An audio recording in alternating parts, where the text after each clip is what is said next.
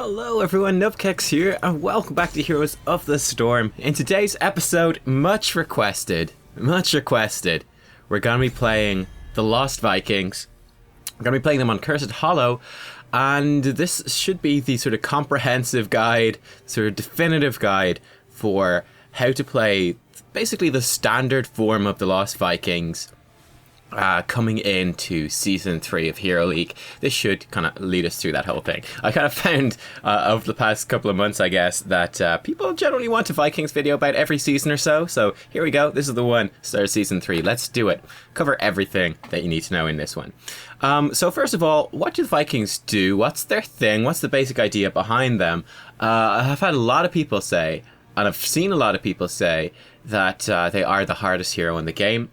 I have mixed feelings on that. I'm going to explain why here. So the core idea behind the Vikings is to understand how important it is to soak XP from killing minions. You get XP from destroying structures, you get XP from kills, you even get a tiny little bit of XP just from time passing by. You get XP for taking mercs, for doing objectives, that sort of stuff. But probably the biggest and most consistent source of XP that you need to be worrying about is absorbing the XP of all the minions, soaking the XP of all the minions in all the lanes. It's a really big deal. And what the Vikings do, because all you have to do to absorb that XP is to have a hero near the minions when they die. Well, Vikings are 3 heroes in one, and we control each single one of these Vikings completely independently of the other, which means we can put one Viking in every single lane. So let's say on Cursed Hollow, normally you'd have to have one hero on top, one in middle, one in bottom, and then you've got 2 that are kind of free to roam around, or, you know, you can break out the lanes occasionally, but you kind of have to have one hero in each lane, 2 free to roam. We can have one Viking in each lane, and then leave our other 4 teammates completely free to go anywhere they want on the map in order to get things done. That is basically the idea behind the Vikings. You are an XP soaking machine. Absorbing all of that XP because you have the Vikings in each of the different lanes. That's kind of the standard way to play them at the moment. If you do find them too difficult, I suppose one thing that you could do is maybe have one Viking in one lane, have 2 then in another lane, so you don't have to kind of control 2 groups of people as opposed to 3 independent groups, and then have your 4 teammates in the other lane. That way you're still getting all the XP. You're going to be slightly less efficient, but in terms of some of the stuff you can, stacking things you can do with the Vikings, but that doesn't matter too much. We'll get into that when we get into the game. For now, let's talk about the draft. Let's talk about their maps and what you want to do, because this is incredibly important with the Vikings. I think they are, you know, you can see my friend, I'm queued with Zab. I was actually silenced, but I'd say alongside a hero maybe like Illidan or Abathur, you know, the Vikings are up there, probably if not one of the most, if not the most, at least one of the most map and draft dependent heroes in the entire game. They're incredibly map and draft dependent. The maps you're typically going to run them on, to let you kind of work out what they work on. Garden of Terror is, of course, their most infamously strong map. They're also very strong on Cursed Hollow. And I think they're actually massively underrated on Blackheart's Bay. I haven't tested it myself yet, but I am going to be testing it now this season to see how it works out. But I think they should work very well on Blackheart's Bay. And then, you know, there's definitely something to be said for the Vikings on Dragonshire as well. I think they're kind of a step below on probably Infernal Shrines, Towers of Doom. I think they're massively overrated, in fact, on Warhead Junction. And then very weak on 2-lane maps like Battlefield of Eternity, Braxis Holdout, and very weak on Tomb of Spider Queen as well. Basically, what makes them strong on a map? Which maps are they going to be good at? What are the sort of things we're looking for? Well, Vikings are very good on large maps. Very good on large maps where it's difficult for them to be rotated on and picked off. And also where it's difficult for the enemy team to leave your team alone. They're also very strong on maps which have a very strong mercenary camps. And then they're strong on maps where basically having multiple people on multiple lanes is really good for the objective. So you can see why they're good on, well, Garden of Terror, their most classic map. All right, very big map. All right, step one. That's tick the boxes right there. Good merc camps. Yes, it's Garden of Terror. It's full of merc camps. The Vikings are very good at pushing with merc camps. Step number 3 then, are they good with the objective? Yes, they are. The objective in Garden of Terror lasts for a very long time. People try and take the seeds, so the Vikings are getting all this extra XP for their team by soaking minions while that's going on, and then they can take control of the Garden Terror when it does spawn. They only need to put 1 Viking inside, so you still have 2 Vikings left outside that you can play with just as normal, so you're only giving up a third of a hero to take control of the Garden Terror as opposed to giving up a whole hero. On the Cursed Hollow, where we are today, very good here also. It's also a very large map where you typically have very isolated lanes, very difficult to rotate and pick them off. Merc camps here are very strong as well. You can do really great split pushes with the merc camps. They're also pretty good during the objective when these longer fights go on. When the curse does happen, they're excellent at soaking all the XP from minions during the curse and pushing in multiple fronts during the curse. And there's also bosses on this map, which is a pretty big deal. That with you soaking the lanes, it opens up your team to taking the bosses. And yeah, there you go. And one of the things we're going to be looking to try to do with the Vikings, obviously, is to establish an XP advantage fairly early on in the game. Usually with the beginning of the objectives is where that takes off. And from that point on, really sort of snowballing the game. Your teammates, even though they're often fighting 4v5 with their level advantage and the map pressure advantage, they will eke ahead and start to win. You can see I've sent my Vikings to the lanes to start this off. A bit unusual, our teammates are actually in middle. I don't think this is very good, and I'll talk more about the draft a bit later as well, because this wouldn't be typically a very good draft. It's not terrible, but it's not an amazing draft to go with the Vikings. Excuse me. But we have Olaf in top, Balog in mid, and Eric down bottom. You can see the starting fight not going our way at all. Tyrande also in some trouble, but she's not going to die just yet. And I'm going to move my Vikings out, trying to get them pushing the lanes, soaking the XP. Very important to grab your XP, your regen globes, when you can. The Vikings, their trait, in case you do not know, is... Oh, can I find it here? Uh-oh. Oh, I can't find the button. Oh, right, here it is. Viking Horde is what it's called. That's what it's called. Gathering the regen globe will permanently increase health regen for the Vikings by 0.5 HP per second, I think it is. Something like that. But yeah, the more regen globes you collect, the more HP regen your Vikings will have, which is pretty nice.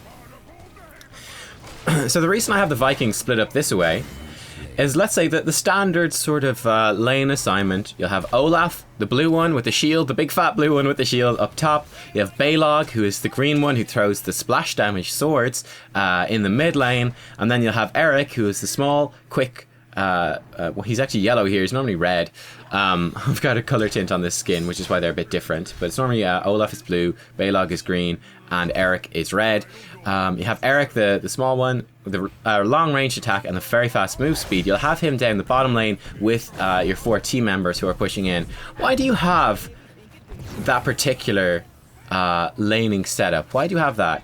Well, a big reason is because of their strengths, right? So Olaf, we have him up on his own in the top lane because Olaf, he's just big and incredibly tanky. He's actually tankier than a lot of heroes. You can see, for example, going against this Nova here, we actually have much more max health than Nova does.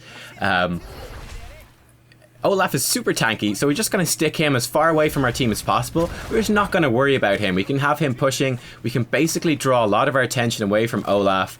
We don't need to worry about him too much. We can focus on mid lane and bottom lane where all of the team members are mostly going to be, and just leave Olaf kind of on his own, just safely soaking all that XP. Don't need to worry about him too much. You can see, we're getting shot by Nova a good bit, but she never actually comes close to killing us. And we're actually going to start attacking her here with the help of Zeratul, and she could pick her off, which is pretty nice. We're going to have Balog then in mid lane. Why? Because, well, Balog, he's really good at pushing lanes, right? And mid lane is the best lane to push. Mid lane is the most important lane. Having control of mid lane gives you the most map control in general, because it is the closest to all the stuff, right? Mid lane is close to everywhere because it's in the middle. I could have, just worth mentioning there is that Savo was upset we didn't deny. I could have denied with Eric. But this is one of the things you'll find with the Vikings, is that there's so much going on that that's probably when you'll find mistakes get made the most. It's when there's things to do with every single Viking at the same time. That's when things get hectic and you start to make mistakes. Vikings start to get picked off. You'll notice that in this gameplay. For sure, that's when things go badly. But yeah, having control in mid lane, very important. If you can damage their structures, that gives you a big advantage. And also having the lane pushed in mid is going to give you vision of mid lane, which will protect you from their team trying to rotate top or rotate into the top half of the map, even in general for an objective or something. Because you've got that lane pushed, you're going to have vision of that. Very, very useful. And then Eric down bottom lane, where everyone is. Eric's the fastest, he's got the longest range, so he's going to be pretty safe doing that. That's basically the idea right there. You can see that we are almost a level up in terms of XP in this particular game, which is pretty nice. And tribute number 2 is spawning, so going pretty well for us. We're just harassing the Sylvanas, stopping her mounting up. We're actually getting some pretty decent damage down on her, using Eric to be a bit of a bully, checking in on the other Vikings there, and alright, not too bad. You can use the number 1 key to select Olaf. Double tap any of the keys will bring you straight to that hero. Eric did die to Sylvanas during the meantime. She actually stayed down there, but this should mean a pretty easy tribute for us because Sylvanas is not there. So that does kind of secure us this tribute. Not for free, but for the cost of a Viking life, effectively. Cost of Viking life. We got a kill on Varian instead, and we got the tribute. So, not too bad, not too bad. Yeah, as you can see, this is sort of the basics of the Vikings, right? We're going to keep our heroes in each of the lanes, and yeah, just got to take it from there. Now, one of the things your teammates can do, which our teammates haven't done at all in this game so far, but can be very effective, is to have your 4-man team. Normally you'll have them push bottom lane. You could also do it in top lane, and then you could flip over which Vikings you have in which lane. You generally would want Eric with your team and Olaf, like I said, separate, because Olaf is safe. And then Eric also is very useful because of his faster movement speed. It's also useful to send him around to bribe merc camps and things like that. It's very nice to have him free to do that, which is why he also tends to be the one who's with your team most often. So yeah, just a few things to consider there. But normally they'll push in bottom lane. You could also, like I said, flip the map and have it top. So have your teammates pushing in top with Eric, have Olaf down bottom. That would work as well, just fine. But your team, as 4 people, they're going to be roaming. They're trying to push in lanes very hard. They're trying to get kills when they can. And taking merc camps is also very important. And then fighting over the objectives as 4. Very, very important. But they'll generally be sticking as 4 and making some, basically abusing the enemy team and making things work. Taking merc camps, though, is something our team hasn't done here, but can be very effective. For example, on Cursed Hollow, taking your siege camp at 2 minutes when it spawns, right before the first objective, can be incredibly effective. We actually find a merc camp for free. Free siege camp. Falstad had taken that and was planning to do some tricks with it, and I just imagine this like distraught squawk coming out of Falstad as we push in there. Squawk! My merc camp, no! Sorry, Falstad. We'll take that merc camp. Thank you very much. And you can see we're getting a lot of damage with that, thanks to Merc Lord. In fact, let me mention the talents so that you can understand really the importance of mercs and so on, because they do tie into this. So at level 1 we picked up Viking Bribery. It's basically bribe. It's fairly normal. You get a stack every time a minion or a merc dies near the Lost Vikings. You can have up to 200 stacks, and 40 stacks will bribe a mercenary. So you can have up to 5 charges of this. And if you do bribe an entire camp, the camp will respawn 50% faster. So this is one of the reasons why we do want to split the Vikings in 3 at the start. Is, well, number 1, we get more of these regen globes, so we get to stack more we get to stack more health regen for them, which is going to just help them sustain and be more aggressive in the lanes, which is really nice. And then we also stack more bribe stacks as well. I must say, this was a tough decision as to whether to use Play Again, my heroic, which I'll come to. But basically, I could use Balog here to summon all the Vikings on top of him. But I had a tough decision. There's a really big wave of XP down bottom. There's also a siege camp pushing up top. So I kind of wanted to keep all the Vikings in all the lanes. If I used my Play Again with Balog and summon them all to the team fight, they wouldn't be in the lanes, and there's a lot happening.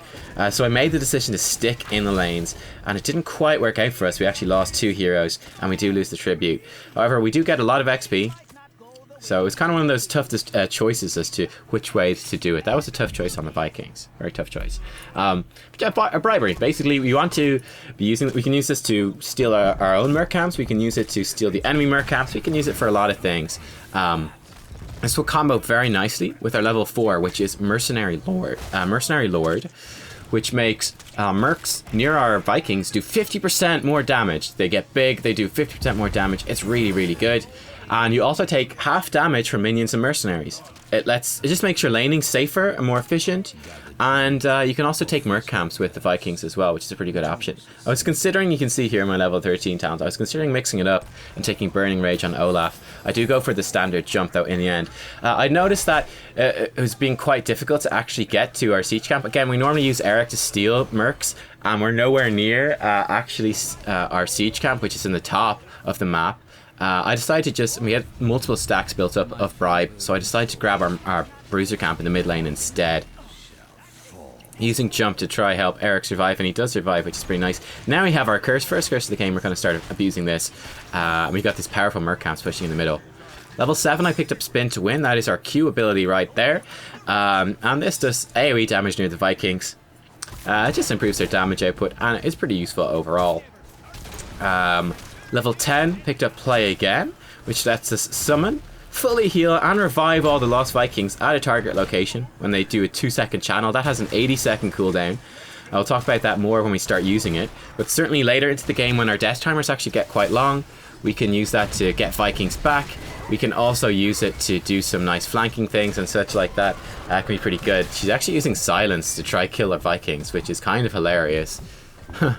So she gets one, it's not a big deal, but you can see the Vikings go down. Alright, lost 2 Vikings, so Van has used silence, that's fine, we're just going to use Play Again and continue our push, not too bad. They had to invest a lot of resources and they got very little out of it, really. All they got out of that was my cooldown, at the cost of, they're much more important actually, team fighting cooldowns, so I'm actually quite happy. I was kind of thinking we could get a flank, get a pick here, we decided not to, that's okay. Level 13 I picked up Jump. This makes all your Vikings invulnerable, and you can pass over stuff for 1.5 seconds. It's a nice survivability cooldown. We could have actually used it there to dodge Gust, but that's okay. And then level 16 in this game, I went for Large and a Charge. So Olaf has a charge attack. He normally lunges forwards, he hits people, and does a slow. As you see right there, this is now a 1-second stun. So it's a point and click stun. It's pretty useful. And you can see we're actually using the Vikings to team fight here. Using jump to stay in this fight. Doing a lot of damage right here. Nice heals coming out from Trond and damage from our Li Ming. And we're staying in this fight. You can see the Vikings, they do quite a lot of damage. They become quite the force in the late game. They're quite the Norse force, as it were. And very underestimated and underrated heroes. So we actually get 1 kill. Gonna get 2 kills. There we go. Not too bad. Initiating the fight actually with the Vikings. And making hurt happen. One of the big questions that I get asked is, when do I start grouping up with the Vikings? There's no, unfortunately, there's no like one-line sentence I can say, you group them at this particular moment, and then it's easy and it's done. They're much more complex than that, unfortunately, and that's where Vikings become difficult, I think. I'd say in comparison to Alarak, who I believe is probably the hardest hero, I think it's a very different type of difficulty with both of these. The Vikings are pretty easy in terms of their micro. They're not that complex in terms of micro. The little decisions, the little team fighting things, moving them around, they're actually relatively easy. For example, as you can see later in the game, for the most part, we're just, just grab them as a group and we just right click on stuff. And that's for the most part it. We got a couple of extra buttons, but they're not too important. We just kind of group and we right click and we just zerg things. And that's most of what we're trying to do. And we try to dodge stuff as much as we can as well. Whereas the big thing with Vikings is the macro. It's controlling multiple heroes at once, which obviously mobile players, it's very new to them and can be very difficult. Controlling multiple heroes at once, knowing where to go on the map, knowing when to group up, when to do stuff. That's a much bigger skill, and unfortunately there's no easy solutions. There's no easy methods for me to explain to help you do that. You can see I'm sending Olaf over towards that merc camp to try to potentially bribe it away. We'll see exactly how that pans out if we manage to do that or not. We still need a few more minion kills in order to grab that. We've got 10 seconds left on his respawn. We do have Play Again ready, but I'm going to save that for basically a bigger situation. You can see there's multiple times where I leave my Vikings, pretty safe. I leave them pretty far back. For example, right there, they were pretty far back. You know, I brought Balog kind of far back. He was far forwards, but not too far forwards. And although he did get killed, although the enemy did jump on top of him, the cost of doing that was Sylvanas' death. And, you know, well, hey, we just used play again. All the Vikings are back. And there you go. So maybe a bit too early on that attempt to pick off Falstad as well. Zeratul was roaming up. But now we know that Falstad is there, and Zeratul's still on the hunt, actually. Going very aggressive. And we got a pretty nice position here. Going to use my 2 strongest Vikings for pushing to push in, and then leave Olaf here to take this tribute. You can see our team members have pushed very far forwards up. With Sylvanas and Nova now dead, actually, this is a really good position for us. Multiple heroes dead in the enemy team, and they've got a bit of a trickle. And Falstad going down as well. Huge trickle for the enemy team, so this is pretty nice. Going to leave my... Balog and Eric split pushing, the 2 ranged ones with the highest damage output. They're going to push top, and I'm going to send Olaf down to mid lane to help fighting out, using that level 16 talent I have to do that jump forward and that stun to really make the most out of him. So we're going to be basically another frontliner for our team here. Have a lot of HP. We did set up a nice hook. Unfortunately, I think Turan missed a stun earlier, and Stitches missed a hook there. Our teammates didn't expect us actually to have that stun, so we kind of... They aimed their stuns with the expectation that they would be moving. For example, Tran's attempt earlier on Falstad, when we stunned Falstad after a hook, she had it positioned correctly to catch him after he used barrel roll, but he was stunned, so he couldn't. Then this time around, Stitches had through the hook, expecting was it Sylvanas to be slowed as opposed to stunned. So oh well, shit happens. We have Eric in position to grab this. Balog continuing the split push, and Olaf is down the bottom. Actually going to send Olaf down to clear out this big minion wave. Just grab all that XP. See, Eric is stuck out of position now, but you can see we can do quite a lot of damage right here. Sure, we had help. We had help there from Turan. She did a Shadow Stalk, which gave us some healing. But still, 1 Viking put up a pretty good fight against Sylvanas. They are incredibly strong late game as a damage-dealing force.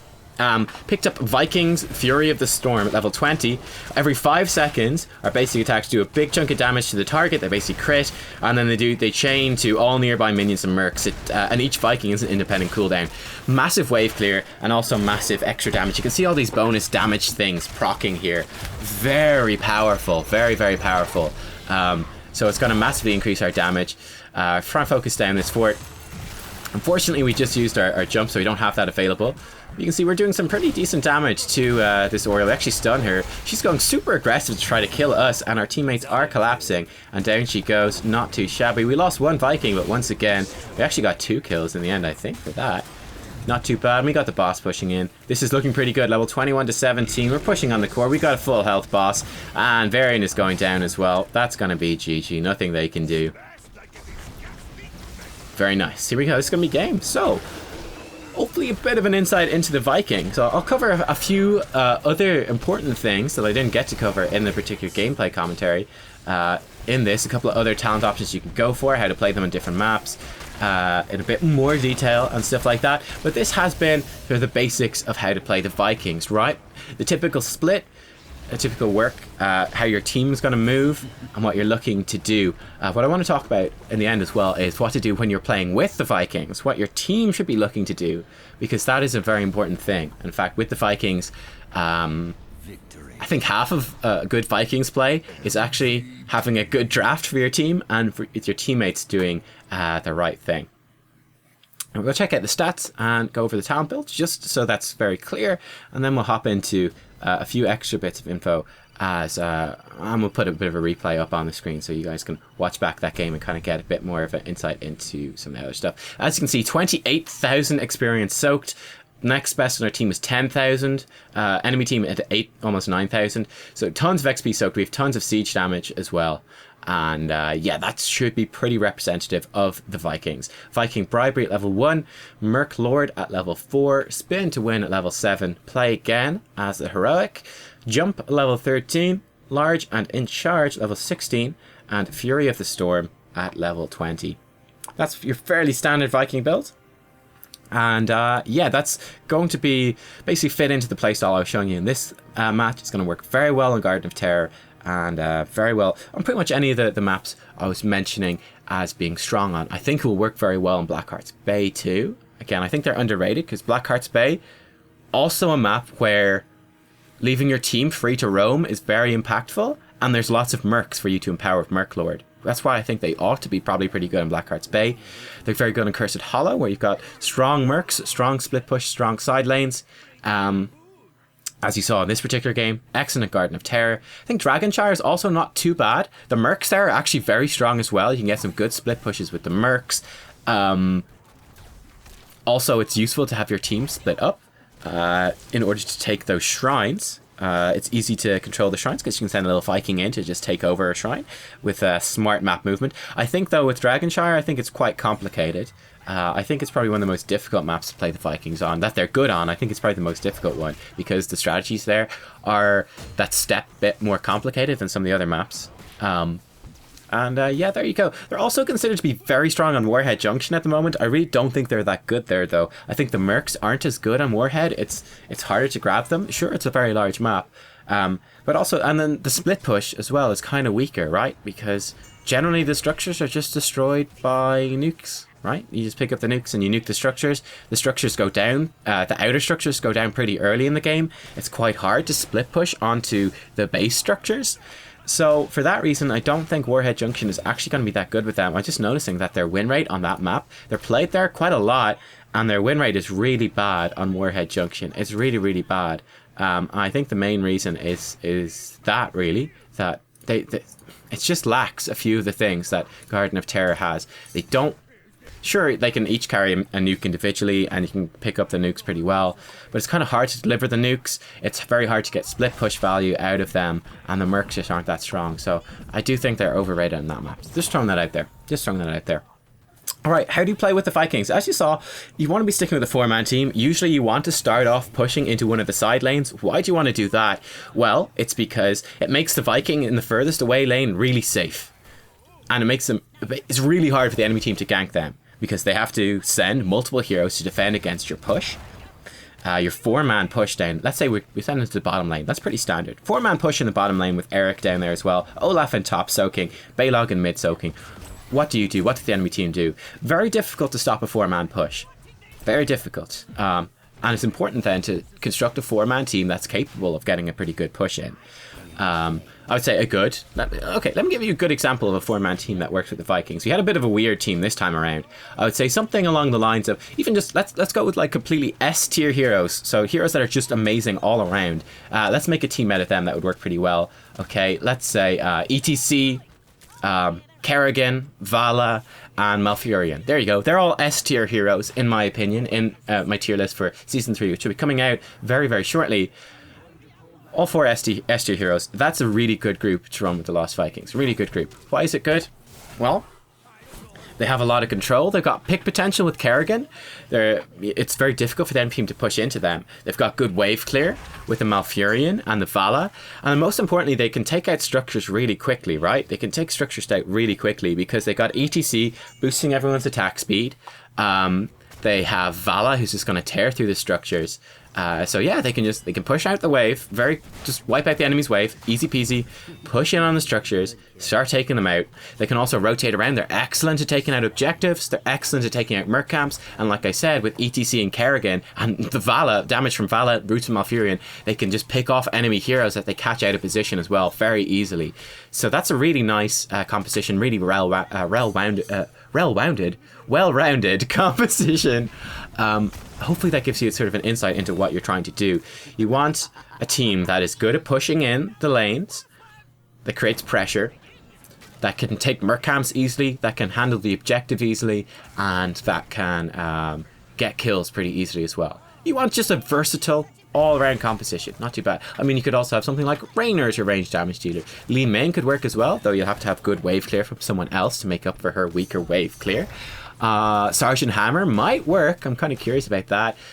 For a warrior, Tyrael will be pretty good as a mobile hero with pretty good damage. The new Diablo might work pretty well, potentially. ETC would be a great one too. Anything like that. Then you want probably a melee assassin, or maybe a second warrior with good damage, because again, you want one really good range damage dealer to help siege up well, and then you probably want a melee damage dealer for a bit of frontline, a bit more damage. So maybe Thrall, Kerrigan. I suppose Greymane could work pretty well. Samuro actually could be quite nice too. There's a few ideas right there. Range damage dealers, like I said, Vala, Raynor would work really well. Maybe Lunara, Li Ming could be decent, stuff like that. I think some of the mistakes people tend to make, like we had the Stitches pick in this game. Not a huge fan of the Stitches pick. Like, does Stitches work when you're pushing in 4-man on the bottom lane? Not really. He doesn't really bring anything to that. You're not going to be hooking anyone because the enemy team is going to be on the defensive. He's not very good at pushing. He's not that great at taking mercs or the objectives. He's good at getting picks when the enemy team is kind of out of position. But they're always on the defensive. So, I don't know. Stitch's thing is a mixed bag. I'm not really sure about him working very well compared to ETC, who I think is just straight up better, who can protect his team, who can escape if things get hairy, who has a ton of CC, and also can empower their attack speed to empower their pushes, and who has AoE damage himself if he picks up Echo Battle. Another common mistake I would see is people running something like Kel'Thas with the Vikings. I think that's pretty weak. Kel'Thas brings really good wave clear. And AoE damage. So if you think of Kel'Thas in the 4-man rotation in bottom, as opposed to, let's say, Vala or Raynor, or even Li Ming. So Kel'Thas can wipe out the wave super quick. That's nice, but you've got 4 heroes down there. You should be wiping out the wave pretty easily anyway. You need to have good wave clear, but not the best when you're with the Vikings, because you are generally grouped up and the Vikings are handling the other lanes. So you don't need incredibly good wave clear. It's just overkill. So you wipe out the wave super quick with Kel'Thas, and then you're pushing down the towers, and he really doesn't do all that much, as opposed to Vala, who alongside, Malfurion and ETC, is going to wipe out the wave plenty quick enough, and then will just be pumping all that basic attack damage into the structures. Same thing with a Raynor, or Sergeant Hammer, or something like that. Even Li Ming puts out more structural damage, so that's where she could work out pretty nicely too. That's a bit of an insight into that. Taking merc camps, coming up to objectives is a very impactful thing you can do as a 4-man team. I actually see 4-man teams do that very rarely. It's one of the aspects of playing with the Vikings that is most underutilized. The Vikings certainly will be bribing some merc camps to help themselves out. However, you don't have enough bribe stacks to bribe all your merc camps on cooldown. It's just not going to happen. So if your teammates manage to take the merc camps, that's great. Because suddenly that creates so much map pressure on one of the other lanes. If you've got this empowered bruiser camp pushing in with the Vikings, or this empowered siege camp, you absolutely draw away enemy team heroes, which lets your push then as a 4-man team be even more impactful. It can be so powerful.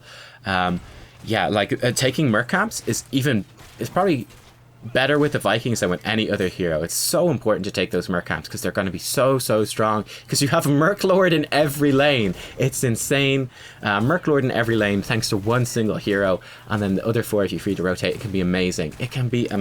So I'm thinking Samuro is actually probably pretty good with the Vikings, right? Because he's so good at taking mercs and taking objectives, but he's pretty bad at laning. Well, hey, there you go. We'll take Samuro, and he can just take out merc camps really quickly with the team. He's also very good at pushing in when he has other things to absorb the shots and his mirror images don't get taken out. I think he could be a really good combo, actually. A new combo with the Vikings. So that's worth bearing in mind.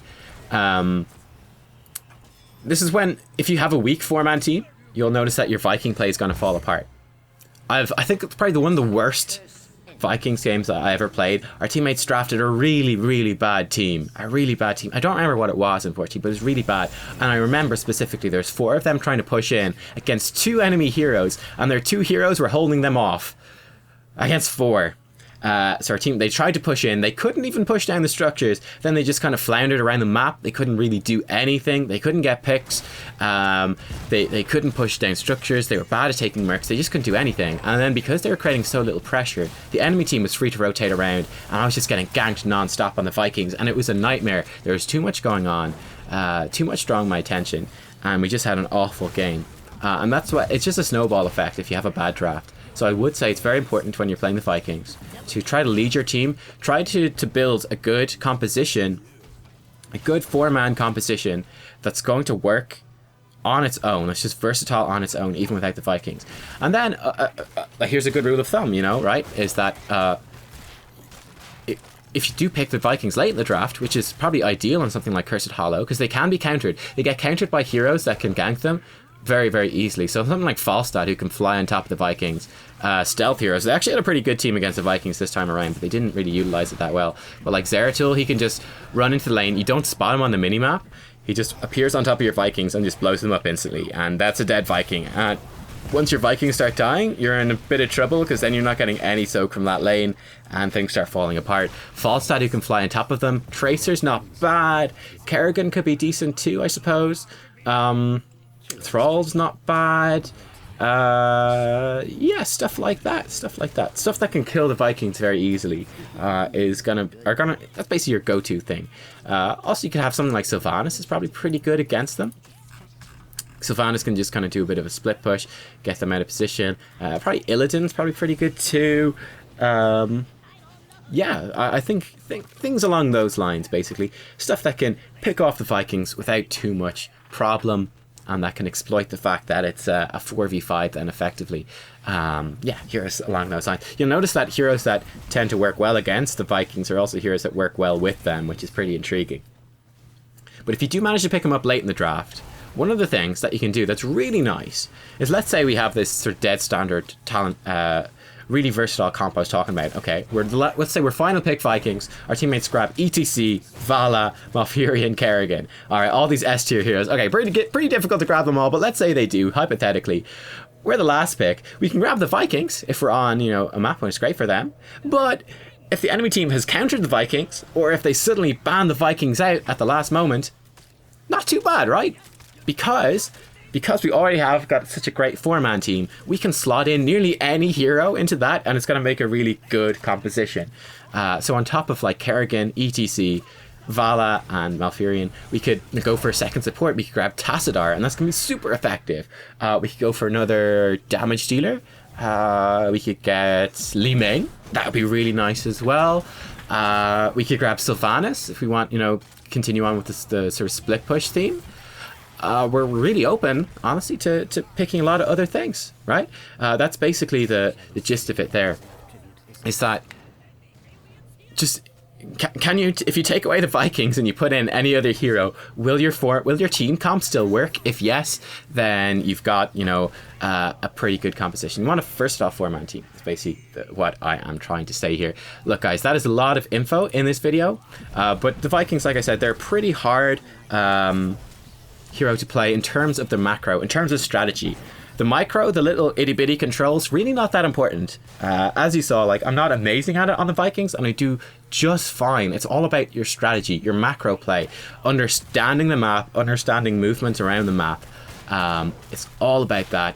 And most importantly as well, your team does need to be good at that, and you do need to shock off for your team a little bit. You see, in this game, I didn't get involved in the draft, and we drafted a pretty wonky sort of composition. The Trand worked pretty well, and the Zeratul worked well. And Li Ming is nice too. I wasn't a huge fan of Stitches though in that composition. I think, something else would have worked a bit better, but it worked out in the end just fine. You can also encourage your teammates to pick up Merc camps, encourage them to go 4-man bottom lane.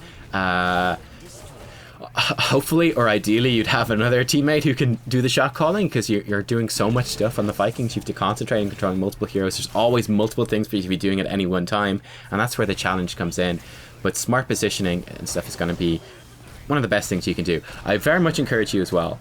You probably noticed me doing it in this game. Final thing to end the video with is that you don't need to always be pushing in the lanes. Have your Vikings auto push down a lane when you know it's going to be safe. When you figure that the enemy team might rotate around when you're not sure, it's perfectly fine to just leave them in a bush, right? Just leave them in the bush beside the lane, because they're still getting XP, which is the most important thing, is you're still soaking that XP. If you have them push down the lane and they keep getting killed off, you're going to have yourself a pretty bad time. You want to keep them alive as much as possible. So prioritize staying safe and soaking all the XP over pushing in. But when you do spot the enemy team all moving up to defend against a push from your team, or moving up to fight over an objective, then you get your Vikings pushing down the lane. Get them creating that pressure, draw the enemy team away, or get structural damage for yourself and make your team proud. Hope you guys found it helpful. Give it a thumbs up if you did. I hope you enjoy the Vikings in Season 3. They're a ton of fun to play, very niche hero, but very, very powerful, always up near the top of the win rates. And I hope you guys have success with them. I'll see you all next time for more Heroes of the Storm. Thanks for watching. Bye-bye.